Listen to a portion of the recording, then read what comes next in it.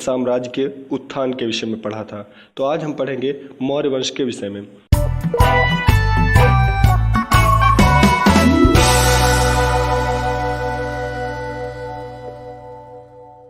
तो मौर्य वंश जिसका संस्थापक था चंद्रगुप्त मौर्य, और चंद्रगुप्त मौर्य का कार्यकाल चला था 322 ईसा पूर्व से 298 ईसा पूर्व तक। अब बात करते हैं चंद्रगुप्त के कुछ जीवन परिचय के विषय में। तो चंद्रगुप्त मौर्य का जो जन्म हुआ था वो हुआ था 345 ईसा पूर्व में किसी मौर्य जात में। कहा जाता है इसके जो पिता थे वो मौर्य जात के मुखिया थे और वो किसी सीमांत युद्ध में मारे जाते हैं। जब सीमांत युद्ध में मारे जाते हैं तो इसका पालन पोषण जो है कोई गडरिया करता है, और वह जो गडरिया होता है वह चंद्रगुप्त मौर्य को किसी आखेटक के हाथ बेच देता है। चंद्रगुप्त मौर्य जवान होता है तो एक बार वह राजकीलम नामक खेल खेल रहा होता है, जिसमें कि दो लोगों के बीच मुकदमे का वह निपटारा कर रहा होता है। तब इसके चंद्रगुप्त मौर्य पर नज़र पड़ती है चाणक्य की, और चाणक्य उसे 1000 कारसापण दे करके उसको खरीद लेता है। चाणक्य जो है 1000 कारसापण दे करके उसको खरीद लेता है। अब बात करते हैं चाणक्य के विषय में। तो चाणक्य जो कि चंद्रगुप्त मौर्य का गुरु था और इसके अतिरिक्त प्रधानमंत्री था। इसके अन्य नाम थे विष्णुगुप्त, कौटिल्य, चाणक्य। विष्णुगुप्त जो था वो चाणक्य का वास्तविक नाम था। चाणक्य गांव में उत्पन्न होने के कारण इसका नाम पड़ा था चाणक्य, और कुटिल गोत्र का होने के कारण जो विष्णुगुप्त का जो नाम पड़ा था वह पड़ा था कौटिल्य। तो इस प्रकार से चाणक्य के 3 नाम थे, चाणक्य, विष्णुगुप्त, कौटिल्य। बात करते हैं चाणक्य के विषय में थोड़ी सी और। तो जब सिकंदर जो है विश्व विजेता का सपना लेकर के ईरान जीत करके भारत की ओर अग्रसर होता है, तो इसको रोकने के लिए चाणक्य जो है अखंड भारत की संकल्पना लेकर के पूरे देश को एकजुट करने का प्रयास कर लेता है। वह पूरे देश में भ्रमण करता है, और पूरे देश में भ्रमण करने के बाद वह पहुंचता है मगध साम्राज्य पहुंचता है। तो मगध साम्राज्य में उस समय शासन चल रहा होता है धनानंद का। जब धनानंद का शासन चल रहा होता है तो चाणक्य उसके दरबार में पहुंचता है और अपने अखंड भारत की संकल्पना दिखाता है।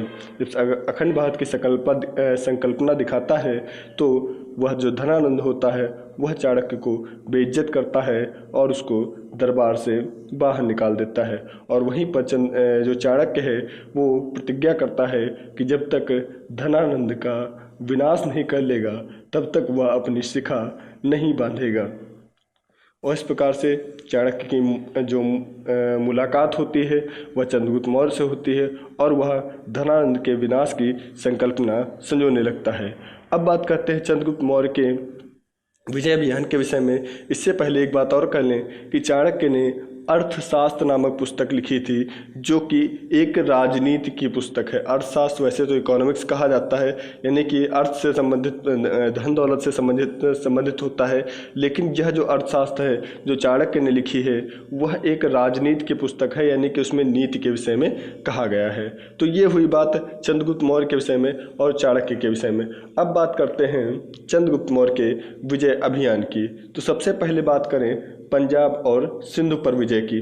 तो हमने जो पिछले वीडियो में बताया था कि जब सिकंदर ने भारत के पश्चिमोत्तर प्रांत पर आक्रमण किया था। जो यूनान था, यूनान जीतने के बाद पश्चिम उत्तर प्रांत पर अटैक किया था और पश्चिम उत्तर प्रांत को जीत करके ले गया था। वह सिंधु नदी पार नहीं कर पाया था, क्योंकि वह डर गया था कि जो मगध साम्राज्य से डर गया था, महापद्मनंदम की सेना से डर गया था, और वह जो है सिंधु नदी पार नहीं कर पाता है और लौट जाता है, और उसकी जो है बेबीलोन में मृत्यु हो जाती है। खैर, इसके बाद सिकंदर की मृत्यु होती है, तब उसका जो राज्य होता है वह उसके सेनापति बांट लेते हैं आपस में। और सेनापति जब बांट लेते हैं तो समय होने के साथ साथ ये जो पश्चिमोत्तर प्रांत होता है वह सेनापतियों के कब्जे में होता है, और इसी पश्चिमोत्तर प्रांत में शुरू हो जाता है विद्रोह। जब विद्रोह शुरू हो जाता है तो इसका फायदा उठाता है कौन? चंद्रगुप्त मौर्य। और चंद्रगुप्त मौर्य इसका फ़ायदा उठा करके पश्चिम उत्तर प्रांत यानी कि पश्चिम उत्तर प्रांत जो है, यानी कि नॉर्थ वेस्ट जो प्रांत होता है उस पर कब्जा जमा लेता है और यहाँ से जो है एक संगठित सेना तैयार करता है और मगध साम्राज्य पर आक्रमण करने के लिए चल देता है। अब बात करते हैं तो यह जो पंजाब और सिंध पर विजय की प्राप्त हुई, यह कहा जाता है 321 ईसा पूर्व के आसपास हुई थी। 321 ईसा पूर्व के आसपास हुई थी। अब बात करते हैं, अगर नंद वंश के विनाश के विषय में अगर बात करें तो नंद वंश के विनाश की अगर बात करें तो फिर से हम वही बात करेंगे कि सिकंदर जो है मगध साम्राज्य पर आक्रमण कर महापद्मनंदम के समय मगध साम्राज्य पर आक्रमण करने से डर जाता है और वह सिंधु नदी से वापस लौट जाता है, क्योंकि उस समय जो है महापद्मनंदम का शासन होता है और महापद्मनंदम जो है उसमें एक विशाल सेना का संचालक होता है, एक मगध साम्राज्य की विशाल सेना होती है और जिस कारण वह जो सिकंदर है वह अटैक नहीं करता है। अब बात करते हैं आगे तो महापद्मनंदम का ही एक वंशज होता है धनानंद, और धनानंद के समय यह सेना काफ़ी ज़्यादा कमज़ोर हो जाती है और इसका फ़ायदा चंद्रगुप्त मौर्य उठाता है और सबसे पहले जो है मगध साम्राज्य के सीमांत प्रांतों को जीतता है और उसके बाद जो है वहाँ की राजधानी पाटलिपुत्र पर अधिकार कर लेता है। जो पाटलिपुत्र पर अधिकार कर लेता है और 322 ईसा पूर्व में वह जो है अपना राज्याभिषेक करता है मगध साम्राज्य के विजेता के रूप में।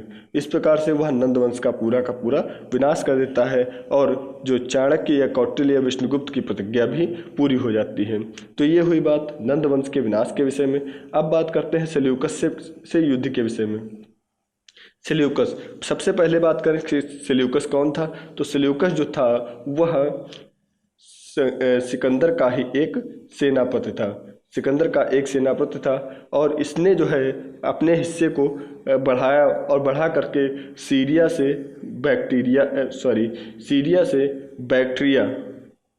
बैक्ट्रिया तक कर लिया और यह जो है इसने निकेटर की उपाधि धारण कर ली थी।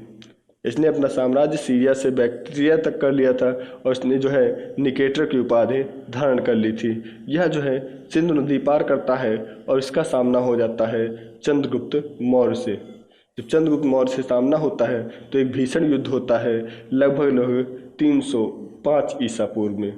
और अंत में क्या होता है, अंत में जो है सेल्यूकस की हार होती है और सेल्यूकस की हार होने के उपरांत एक संधि होती है और संधि में क्या होता है आगे बात करते हैं। तो सेल्यूकस ने संधि स्वरूप अपनी पुत्री का विवाह जो है चंद्रगुप्त मौर्य के साथ कर दिया और अपने जो 4 राज्य थे वो चंद्रगुप्त मौर्य को दिए थे, जो थे कंधार, काबुल, हेरात और बलूचिस्तान। आप लोग ध्यान से देख लीजिए, जो है 4 राज्य चंद्रगुप्त मौर्य को देता है, कंधार, काबुल, हेरात और बलूचिस्तान।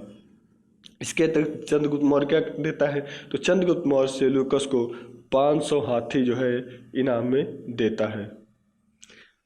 चंद्रगुप्त मौर्य को 500 हाथी जो है उपहार स्वरूप देता है। इसके अतिरिक्त क्या होता है, इसके अतिरिक्त सेल्यूकस का जो राजदूत होता है वह मेगस्थनीज जो है सम्राट के दरबार में आकर के रहने लगता है। और मेगस्थनीज की अगर बात करें तो मेगस्थनीज ने जो है इंडिका नामक पुस्तक लिखी थी।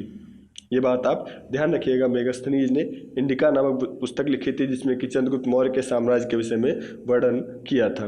अब बात करते हैं आगे पश्चिमी भारत पर विजय के विषय में। पश्चिमी भारत पर विजय के कोई साक्ष्य तो नहीं मिलते, लेकिन जो रुद्रदामन का जूनागढ़ अभिलेख है उससे पता चलता है कि चंद्रगुप्त मौर्य के एक जो प्रांतीय राजा थे जिसका नाम था पुष्यगुप्त वैश्य। पुष्यगुप्त वैश्य ने सुदर्शन झील पर एक बांध का निर्माण कराया था और इससे पता चलता है कि चंद्रगुप्त मौर्य का जो शासन था वो पश्चिमी भारत पर भी था। अब बात करते हैं दक्षिण भारत पर विजय की। तो दक्षिण भारत पर विजय की कोई भी साक्ष्य नहीं मिलते हैं, यानी कि चंद्रगुप्त मौर्य ने दक्षिण भारत पर किसी प्रकार से विजय प्राप्त नहीं की थी। जो दक्षिण भारत है उस पर उसने अटैक नहीं किया था, उसको अपने कब्जे में नहीं लिया था। अब बात करते हैं आगे अंतिम दिनों की। तो अंतिम दिनों में कहा जाता है कि चंद्रगुप्त मौर्य के शासनकाल के अंतिम दिनों में एक जो मगध साम्राज्य में एक भयंकर अकाल पड़ता है और वह अकाल लगभग 8 से 10 वर्षों तक रहता है, जिसके जब वह अपने जो मंत्रिगणों से या मुनियों से उसकी जो उसके लिए परिचर्चा करता है तो मुनि कहते हैं कि यह जो तुमने मार काट मचाई है, युद्ध किया है, इसी का परिणाम है यह अकाल। और इसका पश्चाताप करने के लिए वह अंतिम दिनों में जैन मुनि भद्रबाहु के साथ कर्नाटक के श्रवणबेलगोला चला जाता है और संलेखना पद्धति से उपवास करके 298 ईसा पूर्व में मृत्यु को प्राप्त हो जाता है।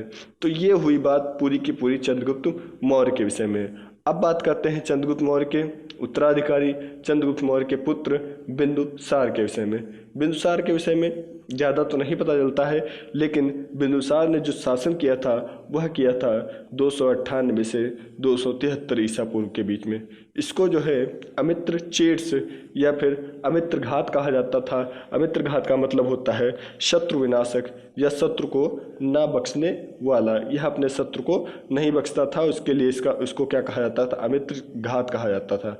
आगे बात करें तो इसका जो मित्रता संबंध था वह था सीरिया के शासक एंटियोकस के साथ।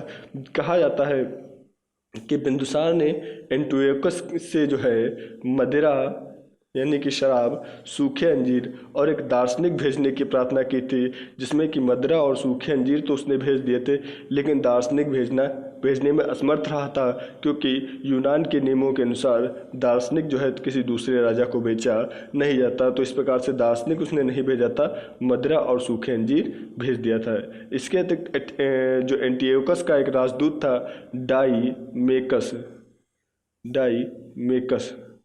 यह जो है बिंदुसार के दरबार में आकर के रहने लगा था। बिंदुसार के शासन के समय 2 विद्रोह हुए थे। कहाँ हुए थे? तो तक्षशिला में हुए थे। तक्षशिला में 2 विद्रोह होते हैं, जिनको दबाने के लिए पहले अपने पुत्र सुसीम को भेजता है। विद्रोह शांत हो जाता है, लेकिन कुछ दिनों के बाद विद्रोह फिर पनपने लगता है, तो वह अपने दूसरे पुत्र अशोक को भेजता है। और अशोक जो है तब तक तक्षशिला का जो गवर्नर बना रहता है जब तक कि बिंदुसार की मृत्यु नहीं हो जाती है। आगे बात करें तो बिंदुसार का जो देहांत था वो 273 ईसा पूर्व में हो गया था। तो इस प्रकार से आपने मौर्य वंश के विषय में पढ़ा। आगे हम अगले जो वीडियो आएगा उसमें उत्तर मौर्य काल और अशोक के विषय में, मुख्य रूप से अशोक के विषय में और उत्तर मौर्य काल के विषय में पढ़ेंगे। वीडियो अगर आपको अच्छा लगा हो तो इसको लाइक करिए, दोस्तों में शेयर करिए और चैनल को अगर अभी तक सब्सक्राइब नहीं किया तो चैनल को सब्सक्राइब कर लीजिए। धन्यवाद।